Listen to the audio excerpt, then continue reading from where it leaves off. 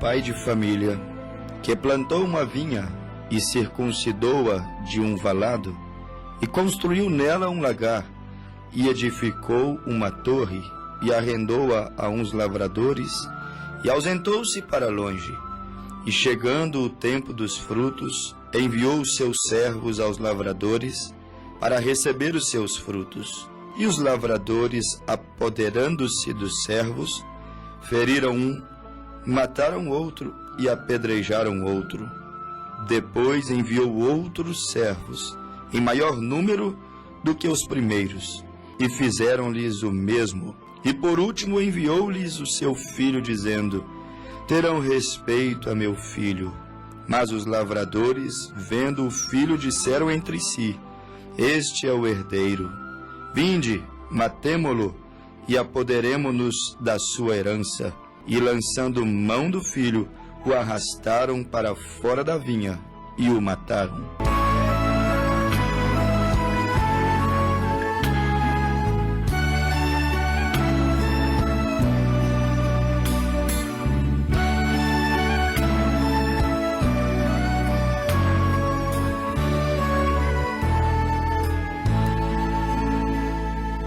Em todo tempo, irmão, Senhor tomara conta de ti. Cristo que fala de vida e amor tomara conta de ti. Deus tomara conta de ti. Deus tomara conta de ti. Nele descansa sempre aqui, pois tem cuidado Deus de ti. Deus é quem nos guarda, Ele toma conta de nós.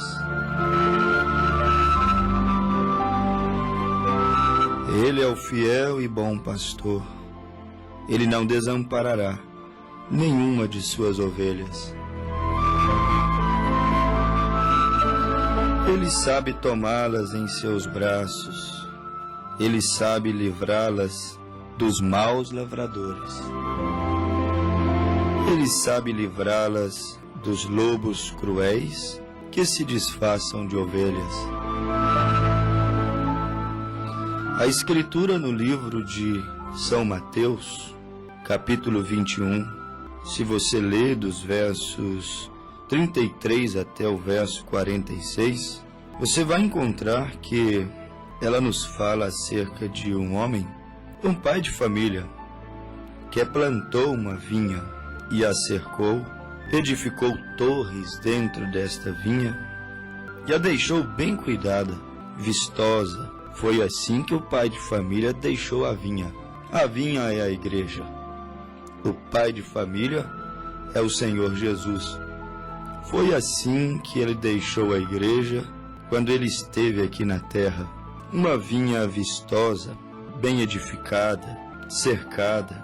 Foi assim que ele a deixou. Quem passasse por esta vinha encheria os seus olhos em ver quão bonita ela era. Aquele homem, aquele pai de família que a Bíblia diz em São Mateus 21, verso 33, o dono da vinha, ele não é outra pessoa senão o próprio Deus. Este é o mesmo Senhor Jeová que a Bíblia fala no Velho Testamento, porque Jeová significa pai de família. E São Mateus, na parábola de Jesus, São Mateus 21, 33, a Bíblia fala que o pai de família edificou uma vinha. Jeová significa pai de família. O Senhor Jeová, ele edificou uma vinha. Paulo disse que se somos família de Deus, família desse Senhor Jeová, nós tomaremos, ele diz, toda a família de Deus, do céu e na terra, toma o nome de Deus. Se somos esta vinha que o Senhor Jeová, o Senhor Deus edificou, obviamente nós tomaremos o nome dele. Tomaremos o nome dele em nosso batismo. Qual é o nome de Deus? Qual é o nome desse pai de família que edificou esta vinha? Está revelado em Atos 2:38. arrependei-vos e cada um de vós, e sede batizados em nome do Senhor Jesus Cristo, para perdão dos pecados, e recebereis o dom do Espírito Santo. Continuemos aqui a nossa meditação. O homem, o dono da vinha, que é Deus, plantou uma vinha com esmero, com carinho, esperando colher dela alguns frutos. O homem, o pai de família que plantou a vinha é Deus, é o Senhor Jeová. A vinha é a igreja, está suposto a sermos nós, os ouvintes que nos escutam agora. A vinha é a igreja, mas que precisa dar bons frutos. Ele plantou uma vinha esperando que ela desse bons frutos. Isaías capítulo 5 também disse isso. Esperando da vinha, esperando da igreja, que ela pudesse dar bons frutos. Do contrário, Jesus disse que seriam cortados e lançados no fogo. Toda árvore que não produz bons frutos, disse Jesus em São Mateus 3, será cortada e lançada no fogo, se não der bons frutos. E Gálatas 5:22 diz que o fruto do Espírito é gozo, é paz, é bondade, é mansidão, é longanimidade. Isto são os frutos da natureza do Espírito. Santidade. É de se esperar que a igreja dê bons frutos. E quem espera isso dela é o Senhor que plantou. É o Senhor quem edificou. É o próprio Deus que espera de nós que venhamos produzir bons frutos.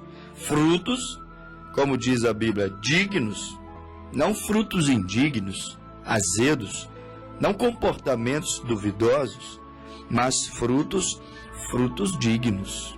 Então você tem aqui em nossa parábola, enumere para você ver os personagens.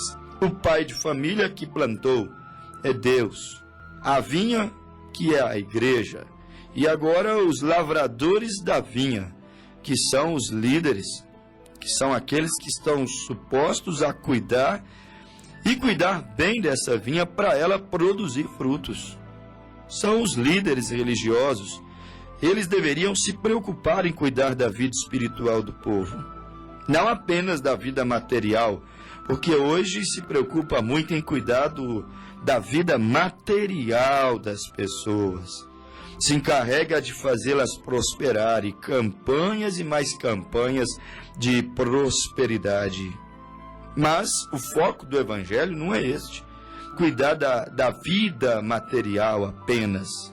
É bom, Deus deseja que nós possamos ir bem em tudo, mas os líderes, os lavradores desta vinha, deveriam cuidar da vida espiritual dela. Mas eles se encarregam, ocupam de muito tempo cuidando da vida material, porque eles mesmos acham isso um grande negócio, cuidar da vida material. Porque com isso eles também vão crescer e crescer em muitos. Seus impérios religiosos irão avulsar em valores, vão crescer e crescer muito. Por isso, acham um bom negócio em investir em vida material, porque eles crescerão juntos. Os lavradores, como nós estamos vendo aqui no nosso texto agora, estou com a minha Bíblia aberta em São Mateus, capítulo 21, verso de número 33 ao 46. Esses lavradores foram chamados por Jesus, foi Jesus quem contou essa parábola. Esses lavradores maus, eles foram chamados disto por Jesus, porque não se importaram em fazê-la produzir bons frutos, frutos dignos de arrependimento. Não se preocuparam em fazer o Senhor ver na sua vinha a vida e o fruto que ele agrada e o fruto que ele estava esperando dela. Eles foram chamados pelo Senhor Jesus aqui de lavradores maus. Não sou eu que estou falando isto, alfinetando. Não sou eu que ando empancando com as pessoas. Foi Jesus quem disse isso. Nós não interpretamos a Bíblia, nós apenas estamos retransmitindo o recado de Jesus. Foram chamados. Esses pastores desta era que vivemos, era conhecida, chamada de Era de Laodiceia, Estes pastores que querem se apossarem do que não é seu, porque a igreja não é deles, a vinha não é deles, o povo não é deles, mas eles se apossam do povo, se apossam da igreja, como se o povo fosse deles. Estes foram chamados de lavradores maus. Estes são os pastores que querem se apossarem do que não é seu. Mateus, capítulo 21, verso 33 em diante. O povo é de Deus. Tem que caminhar como Deus quer, não de acordo com o ecumenismo. O ecumenismo é uma bitola que quer colocar todas as igrejas, todos dentro de uma bitola só, todos debaixo de um batismo pagão. Contando que eles têm um batismo pagão, estão todos unidos nessa doutrina maior, chamada batismo. Todos creem em 3 deuses distintos e invocam os títulos Pai, Filho e Espírito Santo sobre os seus convertidos. É uma bitola chamada ecumenismo, que fazem todas as religiões estarem em um só acordo. Mas a igreja, ela não é nossa, ela não é de um pontífice, ela não é de um homem, ela é de Deus. E nós homens, nós não podemos estar dentro dessas bitolas humanas. Não, de maneira alguma, pagã. A Bíblia diz em Mateus 21, verso 34, que quando Deus enviou os seus servos, sabe quem são os servos de Deus? A Bíblia diz em Amós, capítulo 3, verso 7, o Senhor Jeová não fará coisa alguma, sem que primeiro haja revelado os seus segredos para os seus servos, os profetas. A Bíblia diz em Apocalipse 17, mas nos dias da voz do 7º anjo, quando tocar a sua trombeta, cumprir-se-á o segredo de Deus, como anunciou aos seus servos, os profetas. Os profetas enviados para pregar, para desvendar os segredos de Deus, são os servos de Deus. Mas a Bíblia aqui está dizendo de maneira clara, sem precisar de interpretação, não precisa de fazer cursos e mais cursos para entender essa simplicidade da parábola. Ela está clara, nítida, perante os nossos olhos. Quando Deus enviou em Mateus 21, 34, os servos para poder virem recolher, exigir da vinha o fruto que ela tinha que dar, quando Deus os enviou, Mateus 21, 34, a Bíblia diz que estes lavradores maus, e lavradores maus são pastores maus, mercenários. Lavradores maus são os bispos que se apoderam da igreja. Pastores maus, lavradores maus, a Bíblia diz que eles se fizeram senhor da vinha, senhor da igreja. E quando os profetas, os servos, chegaram, eles feriram, mataram, apedrejaram aqueles que foram enviados, combinando com aquilo que Jesus disse: Jerusalém, Jerusalém, tu que apedreja os profetas e rejeita os que eu te envio. Quantas vezes eu quis te ajuntar debaixo das minhas asas, como a galinha ajunta os seus pintainhos. Jerusalém também rejeitou os enviados, rejeitou os servos de Deus. Não é o que tem acontecido hoje? Israel fez isso no passado, mas nossas igrejas também estão fazendo isso. Também estão apedrejando a igreja, os homens de Deus que têm coragem de ir até a vinha e cobrar para o seu Senhor, porque quem está mandando os servos irem buscar fruto na vinha, cobrar fruto na vinha, pregar mensagem que exige mudança de vida e transformação, isso não é coisa do homem, isso é coisa de Deus. É Deus quem envia o servo para buscar o fruto. E exatamente como Israel fez, Israel apedrejou e rejeitou aqueles que foram enviados, ou seja, os lavradores maus que estavam ali cuidando da vinha, Anás e Caifás e toda aquela grande casta religiosa, fariseus e saduceus. Eles rejeitaram duramente aqueles servos profetas que foram buscar fruto da vinha, que foram buscar a vida que Deus requer de cada um de nós. Quando os servos chegaram, eles apedrejaram, disse Jesus, Eles mataram e rejeitaram. A mesma coisa. A história, ela volta a se repetir. Apedrejam a igreja, mais uma vez. Apedrejam os homens de Deus. Eu estou falando igreja de Deus e homens de Deus, porque estes são os que são renegados para esta era moderna, para esta era apostatada que tem distanciado-se de Deus. Apedrejam a igreja, apedrejam os enviados, os profetas, os atalaias, os servos de Deus, que têm coragem de ir e cobrar para o seu Senhor o fruto da vinha que o cristão genuíno está sujeito a produzir.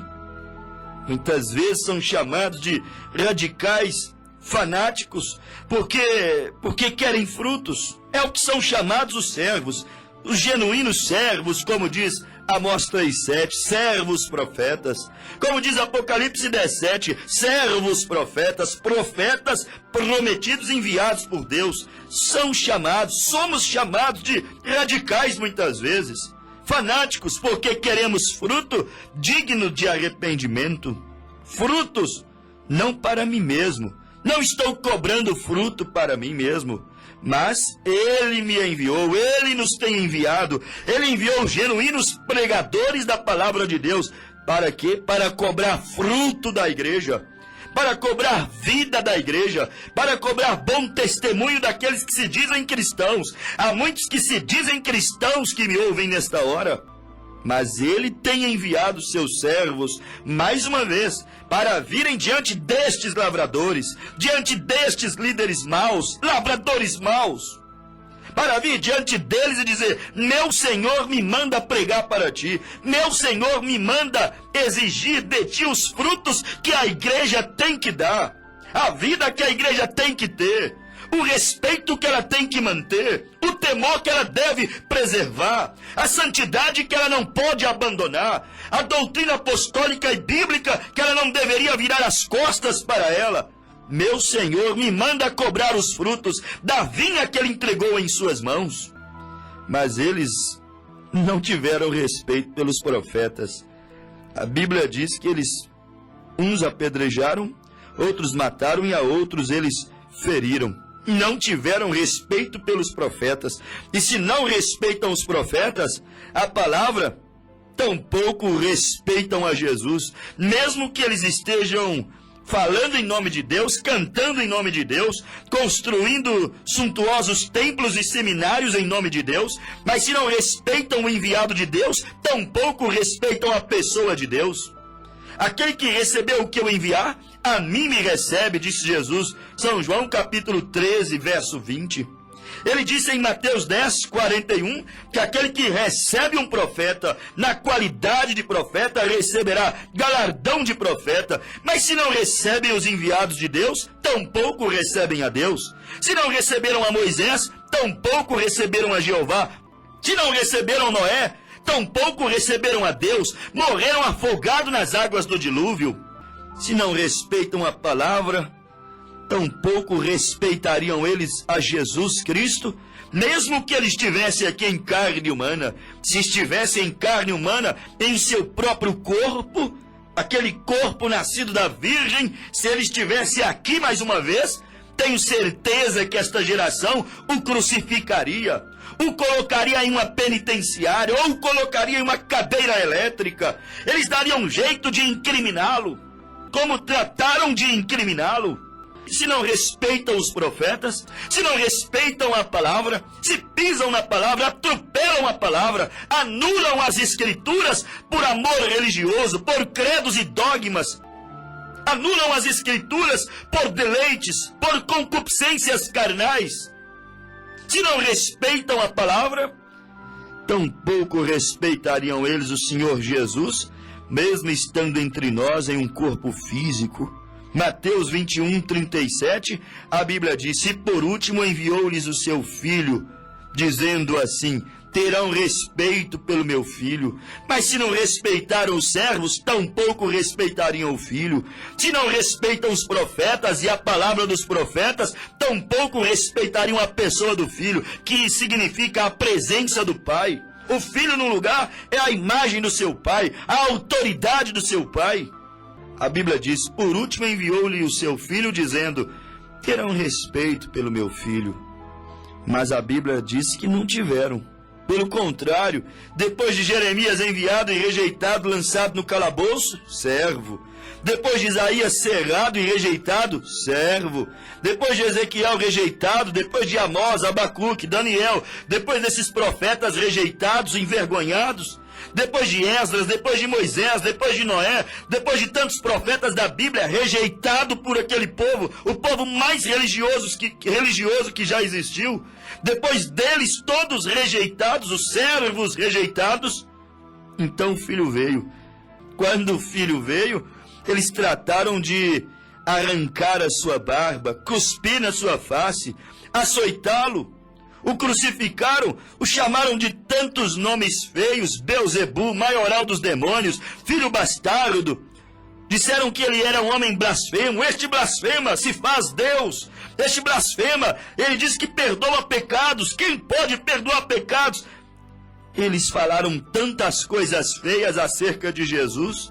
O filho veio, mas quando o filho veio, ele também foi desrespeitado. Eles o crucificaram, eles o incriminaram. O mundo religioso está na mesma condição. Estamos chamando a atenção dos nossos ouvintes para analisar com o coração, com a alma, com sinceridade. O mundo religioso está na mesma condição. Não respeitam a Deus hoje, a história se repete. As igrejas perderam respeito por Deus. A irreverência invadiu o lugar chamado lugar sagrado. O homem não sabe diferir entre o profano e aquilo que é santo. Os vasos estão sendo desrespeitados. O santuário está sendo desrespeitado. A Bíblia está sendo desrespeitada. As igrejas perderam respeito por Deus.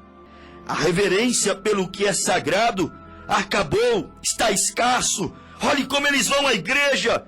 Homens entram na igreja de short, de bermuda, de boné em sua cabeça. Mulheres entram para dentro dos santuários de minissaia, seminuas dentro da igreja. E acham que estão agradando a Deus, porque choram algumas lágrimas debaixo de algumas emoções dentro das igrejas. Olhe como as igrejas estão. Olhe como o que deveria ser sagrado se tornou profano. Olhe como a reverência, o temor e o respeito têm cessado. E elas entram para as igrejas de calça esporte, marcando as formas do seu corpo, de minissaia, com roupas decotadas, entram para dentro das igrejas, com pícer no nariz, com pícer na língua, com seus corpos todos marcados, entram para dentro da igreja, cantando seu rock and roll, mascando seu chiclete, entram para dentro da igreja e é show, e é jogo de luzes, e a casa de Deus parece que virou um salão de festa. A casa de Deus parece que virou uma casa de espetáculo. Perdeu-se o respeito por aquilo que é sagrado e insistem em dizer que respeitam a Deus porque vão à igreja aos domingos, porque recitam um santo credo, porque colocaram seu nome em um hall de membros de uma igreja, porque membraram e pegaram uma carteirinha de membro em uma igreja. Insistem em dizer que respeitam a Deus porque cantam ou porque falam em línguas ou porque têm algum dom. Mas esta geração carrega sobre si a acusação de não respeitar a Deus. Como não respeitaram quando ele esteve aqui na terra, irreverência, desrespeito. Quando acaba o respeito, acaba o relacionamento. O respeito dentro das igrejas para com Deus tem acabado. Se acaba o respeito, acaba o relacionamento. Quando o marido, quando a esposa, quando perdem o respeito um pelo outro, o casamento está acabado.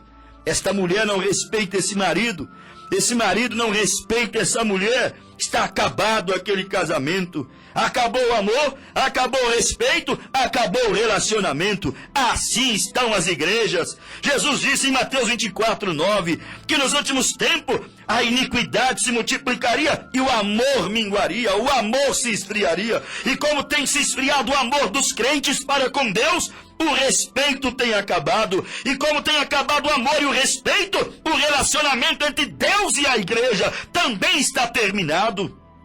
Quando a igreja perde o respeito pela palavra, quando a igreja perde o respeito pelas coisas sagradas, então agora ela é uma mulher divorciada. Quando uma mulher perde o respeito para com seu marido, então ela é uma mulher praticamente divorciada. É questão de dias, é questão de tempos para aquele relacionamento se romper. Deus tem divorciado destas igrejas, porque elas têm jurado amor para com Deus no altar, mas têm flertado com outros homens. O mundo está caindo aos pedaços, a igreja está caindo aos pedaços. E eu cito agora São Mateus 21:37. E por último, enviou-lhes o seu filho, dizendo: terão respeito ao meu filho. Mas que dor!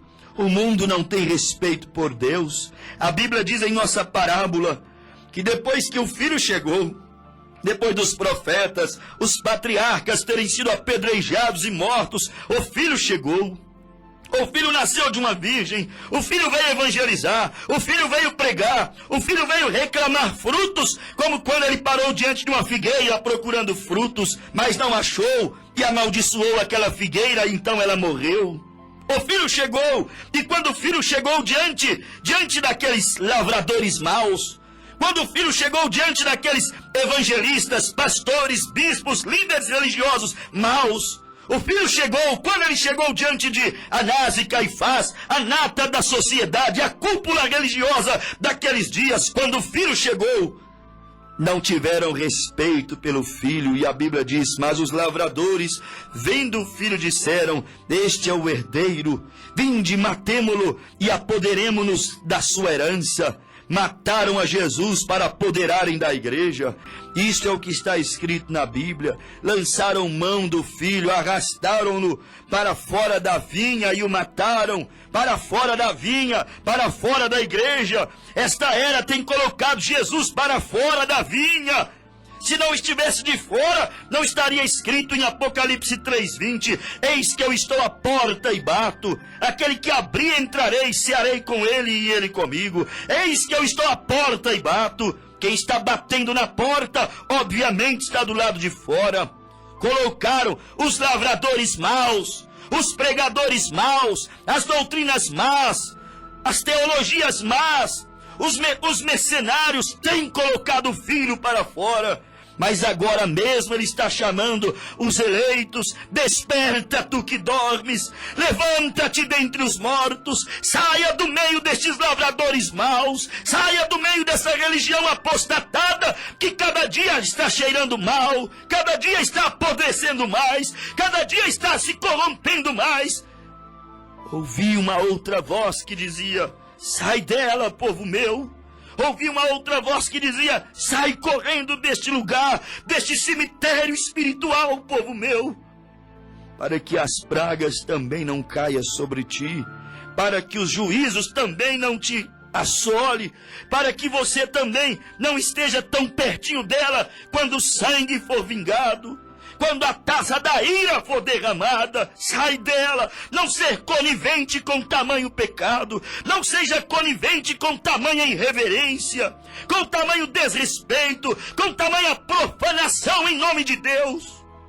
E a Bíblia nos diz assim, que quando vier o Senhor da vinha, eis que cedo venho, e o meu galardão vem comigo, para dar a cada um segundo as suas obras.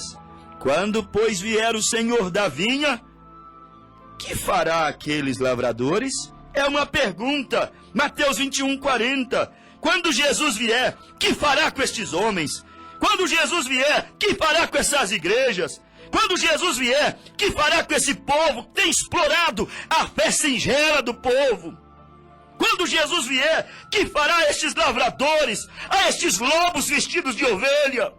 Quando Jesus vier, que ele fará a estes lavradores? A estes, Mateus 7:21, que diz assim: e muitos naquele dia só podem ser lavradores maus. Virão a mim e dirão: Senhor, Senhor, no teu nome não profetizamos nós? No teu nome não expulsamos demônios? No teu nome não construímos grandes faculdades teológicas? No teu nome não construímos grandes, suntuosos templos e catedrais? Senhor, no teu nome não fizemos 1000 maravilhas? Então vos direi abertamente: apartai-vos de mim, malditos! Vocês taparam a boca dos meus profetas. Vocês mataram os meus servos. Vocês feriram os meus servos. Vocês não quiseram receber o profeta Elias que eu enviei. Apartai-vos de mim, vocês rejeitaram a minha voz que clamou na última era da igreja, antes do arrebatamento. Apartai-vos de mim, malditos, porque eu não vos conheço. Vós sois lavradores maus. Mataram meu filho, crucificaram minha palavra, enxertaram credos e dogmas na Bíblia, mudaram o sentido das Escrituras. Quando, pois, vier o Senhor da vinha, que fará a estes lavradores? Olha a recompensa deles: dará afrontosa morte aos maus lavradores. A Bíblia diz que vocês irão morrer. Sabem o que significa morte? Separação eterna de Deus. Falam de Deus hoje, leem o livro sagrado hoje, mas a Bíblia diz que vocês morrerão. Dará afrontosa morte aos maus e arrendará a vinha a outros lavradores, que ao seu tempo lhe deem fruto. Foi o que Jesus disse, meu amigo, em sua palavra. E eu digo para ti: não seja enganado. Bem-aventurado é você, se o Senhor Deus ungir os teus olhos com colírio santo, para que veja essas parábolas que estão sendo pregadas. Como diz a Escritura: então abriu-lhes o entendimento para compreender as Escrituras. Bem-aventurado és tu, se Deus abrir os teus olhos para ver o que temos pregado.